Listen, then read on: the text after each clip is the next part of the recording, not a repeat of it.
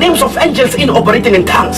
Salamentation, salamentation, salamentation, picking two, miking four, maita kaita, shalabai, rola gloria, my shalabai, rola b, mission b. Those are the names of the angels. A few minutes later, I would like to thank a brother, Karabo Smart K, for asking a very important question that many fail to ask.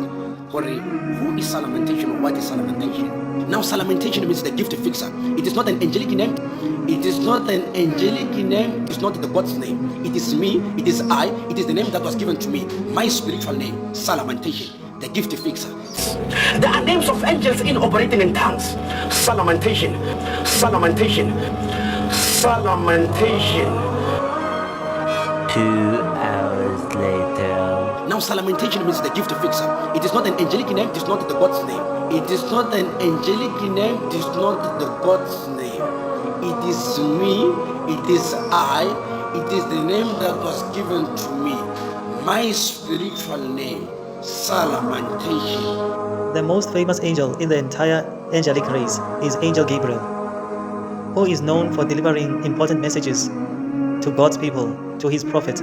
He is known to deliver revelation to all the prophets that came. He is the one whom God has assigned with revelations, starting with the first one until the last one.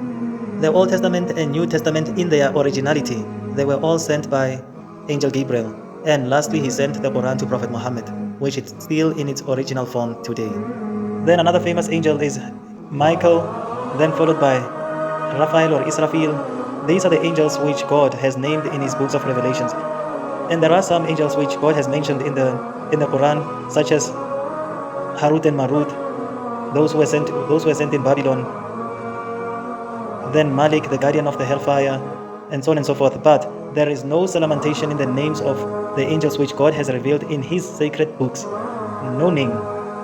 There are no pick and two. There are no the names which the brother has mentioned, has named. They do not exist, or they are not found in the books of Revelation. We can only speak about hidden things or hidden knowledge as revealed by God and his prophets. The best thing about Islam is that we are only allowed to speak about the hidden things as God has revealed to his prophets and as recorded in the sayings of the prophets or in the Quran only. We are not supposed to add. We are not allowed to add or subtract. We only say what Revelation has said only. But the thing is, in Christianity, there are no barriers. There are no parameters set. Anyone can just come up with names. Anyone can just come up with things out of the blue and then change the entire religion or start a new religion. That is why in Christianity there are sects and sects and sects, and those sects, they keep developing. The more the sects, the more the innovations, the more the deviation, and the more Christianity is losing its authenticity.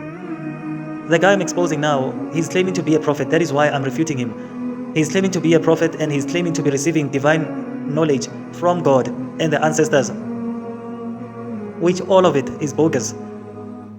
No one can speak to the dead. No one can receive message from the dead, because Allah in the Quran said, you cannot make the dead to hear, meaning you cannot speak to the dead. They cannot hear you, nor can they help you. Even in the Bible, in the book of Ecclesiastes, God says the dead, they know nothing of what is happening under the sun. They cannot benefit you. So how can a person claim to be receiving the, knowledge or some sort of message from the dead, from the deceased? That person is lying. He's only receiving message from the jinn, or the familiar spirits, or amadlozi, or badimu. And those people who are engaged in such practices are called abominations by God. In another chapter of the Bible, God says, the male and the female of them, they should be stoned to death. My dear brothers and sisters in Christianity, listen, the Muslims are not your enemies. The Muslims, they are your brothers or your cousins. We are here to fight the single enemy that we have, that is Satan and his minions.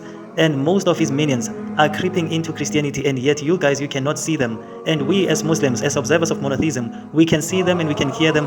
Thus, this is why we are refuting them, to help you to submit to monotheism and forsake polytheism, because it is polytheism which will take you and all of us into hellfire, and it is monotheism which will grant us our salvation.